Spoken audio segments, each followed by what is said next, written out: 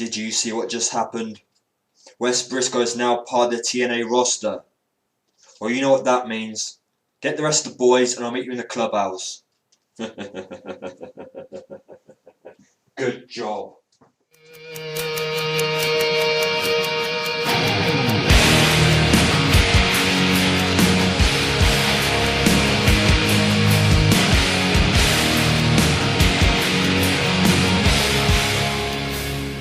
Welcome back, YouTubers, to another TNA Impact Wrestling review with us, the British Fist. Go, Jane. Yes, subscribe or above, like this video, comment any thoughts you have on this TNA Impact Wrestling show down in the comments down there. And make sure you contact us in the link in the description box below. In case you don't know who we are, I'm Mr. Parkin, and this guy sitting next to me is none other than NJ. What's up? NJ for president, people. Hashtag that, bitches. But anyway, so this edition of TNA Impact Wrestling, before we get onto that, we just want to make sure you guys are aware of the fact we're doing a live Q&A this Sunday at 10 PM GMT. I'm not really sure what the times are for America, but I'm sure you guys are smart enough to work it out for yourself. Live Q&A, be there or be square at 10 PM GMT. So on Sunday evening, please keep checking your Twitters, your Facebooks, because we will be obviously announcing it pre-hand just to remind you and obviously prepare you for what's coming. Oh, thank God TNA Impact was live again this week, man. I missed, in the last two canned editions, the crowd really wasn't there, and I think I much enjoy live crowds. It gives me a better feeling in TNA Impact Wrestling. Well, the fact that TNA want to make the most of this live thing before they go back to recording, I think they really need to use as much live shows as they can without having the pre-recordings before their year's up. Yeah, and I understand them doing pre-recordings on holidays as they can have a bit of time off to see their families and stuff, but I do like the live editions much better than the cans. And talking about pre-recording shows in the past, the shame about TNA's rating last week, but that was expected, but... yeah, wow. Well, it was a Thanksgiving edition. Last week, the opening of the show did a 0.58, so you can guarantee your damn self that TNA were going to do all they could in the first half an hour to try and pop that rating up, and they did that this week. They opened up with none other than Hulk Hogan calling out Bully Ray, and Bully Ray comes out saying, well, he is the #1 man in Brooks' life, and that Hogan never trusted him or respected him. I think with this, with Bully Ray's character going from heel to face, I still think there needs to be something to get the Bully Ray fans quite high up. So for him to be involved with Brooke and Hogan and Aries, it's definitely keeping him up there. And with him coming out, getting in Hogan's face by trying to give him back the spotlight again, this opening, especially from Bully Ray, it did its job. Yeah, I mean, it continued on that main angle from last week. As much as I don't like it, you've got to understand Hogan is still sort of a draw, and this is the main angle in TNA with Austin Aries in there. So, to be honest with you, this was the right opening to the show if they wanted to try and pop that rating up from a 0.58 and upwards and a 0.77, which was their lowest rating for about 5 years, I believe. So they really needed to do all they could in this first half and have to try and pop up that initial viewership figures. You then get Austin Aries coming on the Titantron with the 4 challengers saying the desk is uncomfortable, which kind of led us onto that Champions Thursday thing we have going tonight. With Aries obviously getting involved in this, obviously again announcing what's going to happen and stuff there, doing more involvement with Hogan. That was very entertaining, and the best thing about this, yes, Aries' comedy was good, but the rest of surrounding him, there was Kenny King. It was good to see him again. Ion's good, and who have the other one? Man Cash, not Kid Cash anymore. So Aries is really entertaining. This is why he's a main eventer and will continue to be a main eventer in TNA, because he's so goddamn entertaining. But does anyone else hate the fact that WWE and TNA are taking shots at each other? I mean, with this angle, you can see that WWE copied something that TNA did. Now TNA are trying to like take a shot at WWE for what they're doing with another love angle, and it's like, oh, come on, let's just stop fighting like little kids in a playground. This is getting a bit ridiculous. The fact that even though WWE are already on a rough patch and TNA digging it in and WWE digging it back to try and show that they're still fight worthy, I'm really sick of this. You're both two wrestling companies that need to work on your own companies instead of copying each other, where other fans will realise it and bash that. Indeed. The Knockouts have always been a very highly rated segment on TNA Impact Wrestling. For the last 2 weeks, I believe they've been the highest rated segment of the night. So it was no surprise to me that the next match they had was Mickie James versus Gail Kim, again trying to pander to that male audience, trying to keep that viewership figures up. And the thing is, when it comes to the Knockout, obviously TNA want to do their best to make their division look good, so they put these two, who know are their top knockouts, going against each other. Yes, we've seen it before, but obviously TNA TNA trying to keep the interest in the division quite high. That's why they're using this match again. And like you said, even though you've seen this before, this is like a pay-per-view worthy match. The match you'd kind of see on pay-per-view. The crowd were really into this. You know why? It's because it's a pay-per-view match. Mickie James wins the match. It's a pretty decent match between the two, as you expect. But really, I guess my overriding thought from this is that it was a good match, but there was really no story progression, no terror or anything like that. Even though this match was good, I'll give it that. We all knew Mickie James was going to win, because obviously she's got the match at the pay-per-view. It would have been not right for Gail Kim to get the win, unless Tara got involved, which would have been good. I know we got a week or something before the pay-per-view, but I think we need to use Tara as much as we can to build up this match to get us interested in seeing Tara versus Mickie James. I mean, I look forward to seeing Mickie James versus Tara, even though we've seen it a couple of times before in TNA, but we'll move on. We had a promo from Bobby Roode saying that he wasn't impressed that Jeff Hardy nearly lost to a rookie, and then you get Christian York coming out and slapping. You had like the intense stare down, like, we're gonna have a fight, and then after the break, Roode versus Christian York was the match in progress. Even though you could say York, not incredibly, but he's just new to this again after this break, and he's going straight to the main event, a bit like Ryback.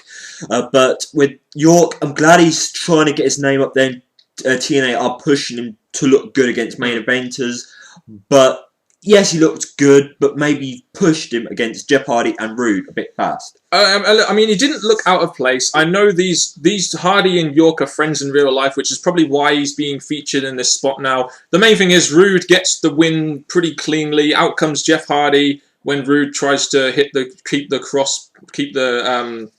crossface on Christian York. So it did something. It's including Christian York in the storyline a little bit, and keeping that feud going on to final resolution. The thing about Roode in this, yes, you needed to get Roode involved as you can. Was this the best way? In a way, yes, because Roode doesn't really like the X Division or the newcomers, so that was a good way.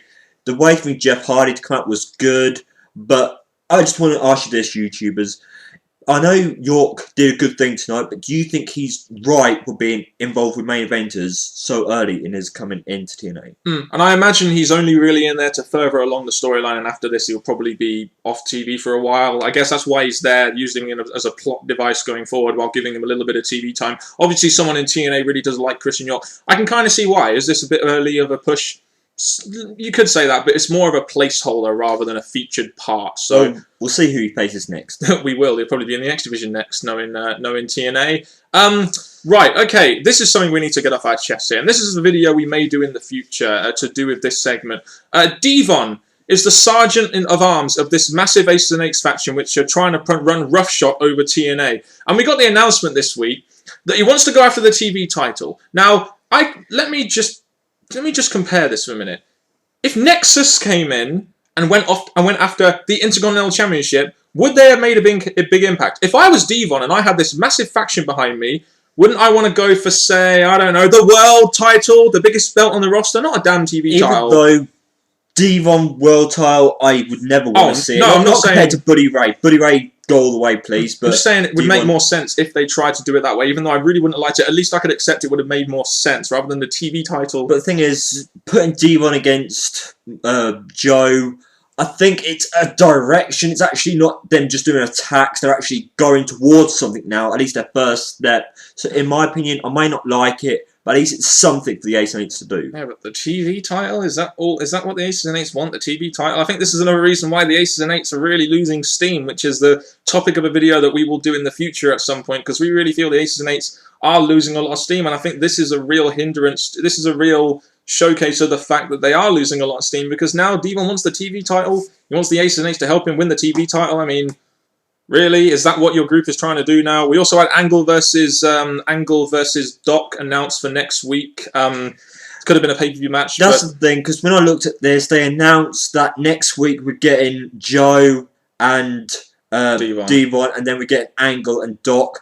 Those are two matches. Yes, we've just said what our thoughts are on the TV title, but Angle against Doc. Doc is obviously a big rising star for the Aces and Eights. Angle's a top wrestler. The TV title, you've had two title matches this week and next week that could be saved for the pay-per-view. So in my opinion, you're putting two possible matches for your pay-per-view on TV, on these shows. So, do you think overall this first sort of 45 minutes of TNA Impact Wrestling will really help the rating this week, because they put a lot of stuff in there that could possibly try and raise that rating?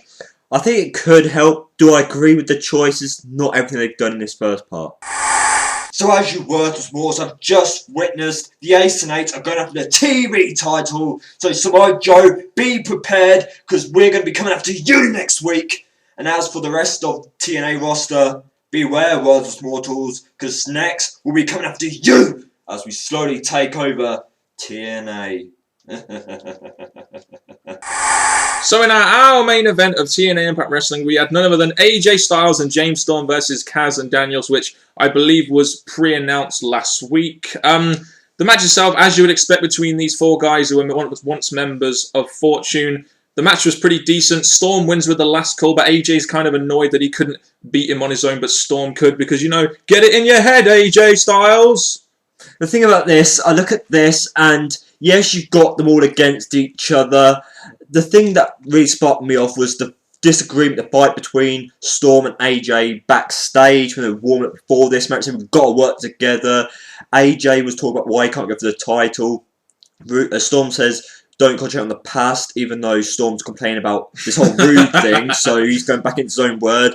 And obviously Storm, it's all adding up to something. So I did like the fight between those two. Do you think they will turn AJ Styles heel and have him face James Storm at Genesis in 2013 at the beginning? But to say at this moment in time, why he's going against Daniels, yeah, he's got to stay face, but eventually either Storm or AJ will have to have a turn. If AJ Styles and versus Daniels is one last time, you've got to think that they will probably go in that direction if they've planted the seeds for it. One thing I want to touch on in this is not really the match or the segment. I want to talk about the James Storm character quickly. Now, the James Storm character was one which I feel at one point in time had a lot of momentum. He was a really popular character, but now, in my opinion, he has lost a lot of steam because he had this massive push, this whole year of build to win the championship, and he still hasn't won, and we've been waiting a year for it, all that push, and they've just never really paid off his push. And my interest in the James Storm character, as much as I hate to say it, is slowly dwindling, and it's no thanks to TNA's booking of him lately. Well, to be honest, the whole Storm thing, as much as people have been praising it, the fact that the year run, it added up to a match that Storm only had the title for a short period of time. The fact when he got his championship shot again, he got it taken away from him, and now he's just, seems like he's floating around after beating Rude. Yeah. And there's just nothing around for him to do. That's why he's possibly going to face AJ to keep him relevant-ish with the top guy. I mean, he doesn't even have a feud going into Final Resolution now. Is that a great way to say top babyface in the company? Not really. Doesn't really have a feud. They've not really laid the plans for any feud into Final Resolution. Maybe Genesis, but not really Final Resolution. Just face Kazarian. I mean, he's in a tag title match, so we can't really say that. But anyway, we'll move on from that. The James Storm character, give us your opinions on, is it dwindling? Are you still interested in it?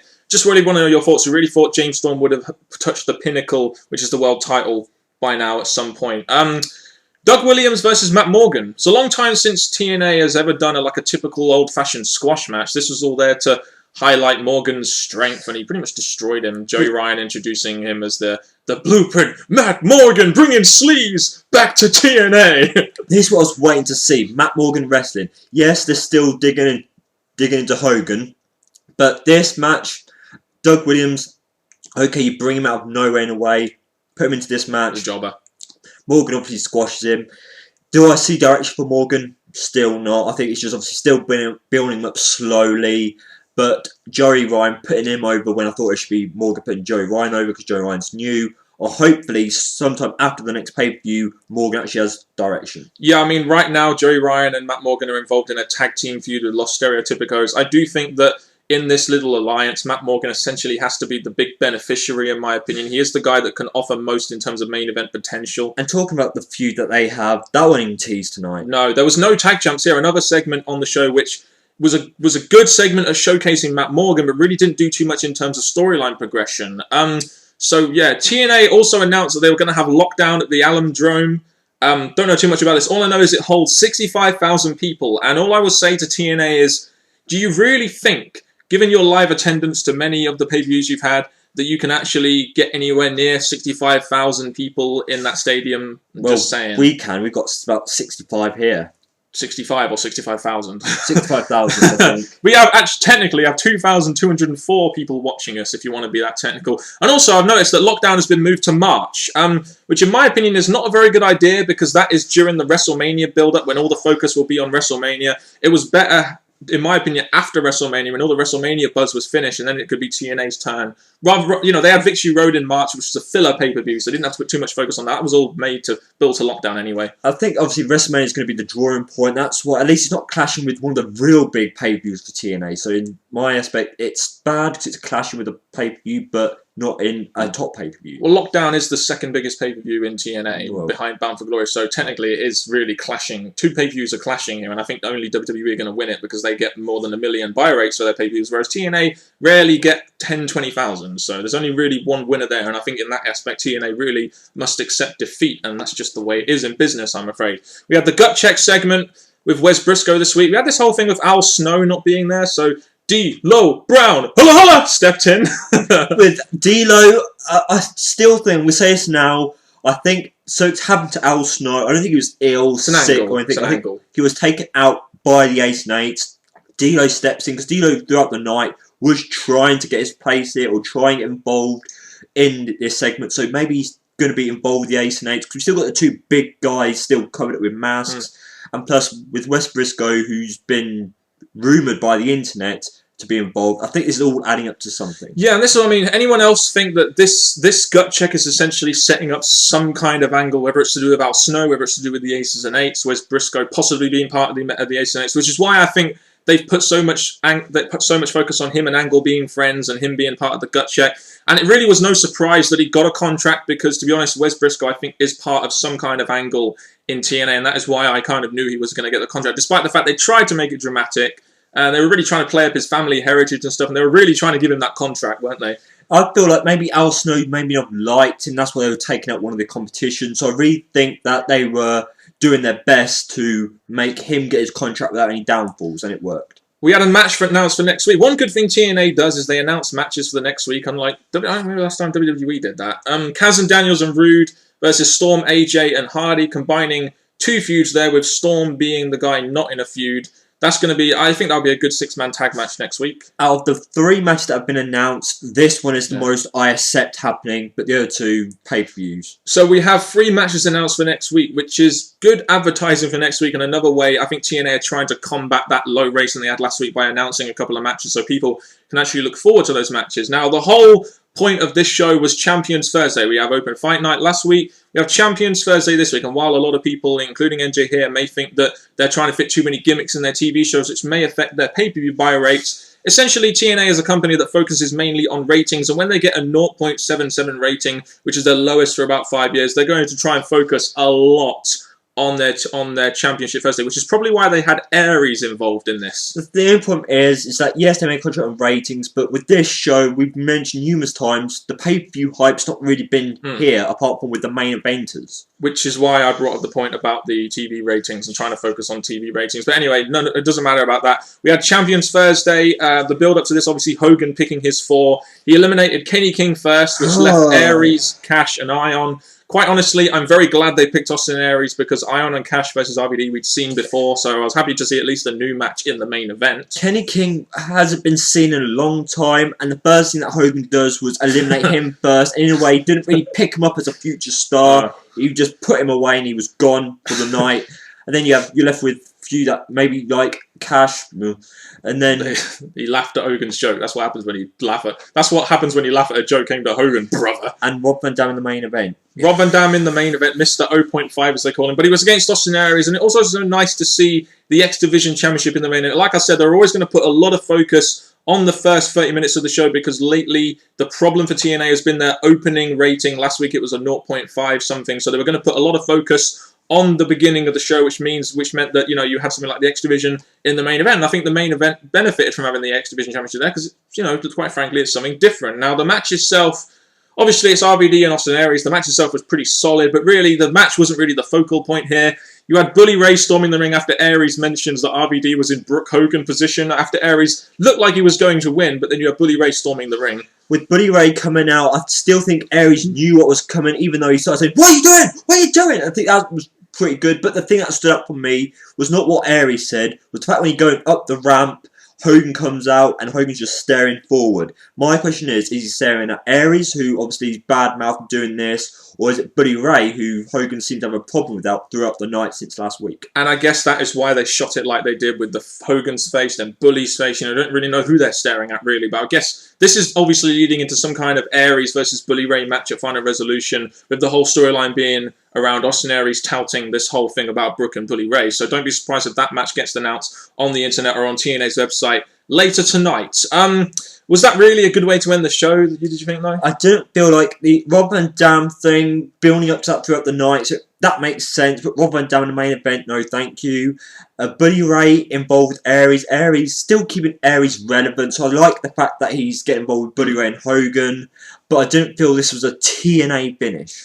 No, I mean, it was a solid match and everything, but yeah, I see what you mean, but they're trying to end on their biggest angle, I guess, trying to copy WWE, but the Aces and Eights, yeah, you'd think Aces and Eights are the biggest angle, but they're going after the TV title, which means Aces and Eights angle, this means the Aces and Eights angle is just diminishing. I'm glad they're not in the freaking main event if they're going to go after the TV freaking title. But anyway, what were your thoughts on this week's edition of TNA Impact Wrestling, NJ? Even though we're building towards a pay-per-view, I don't feel this show concentrated on the lower card. Again, just like WWE, they concentrate on the main eventers, make sure they're solid and ready for the pay-per-view, and the rest of the card just either gets thrown in there or limited build.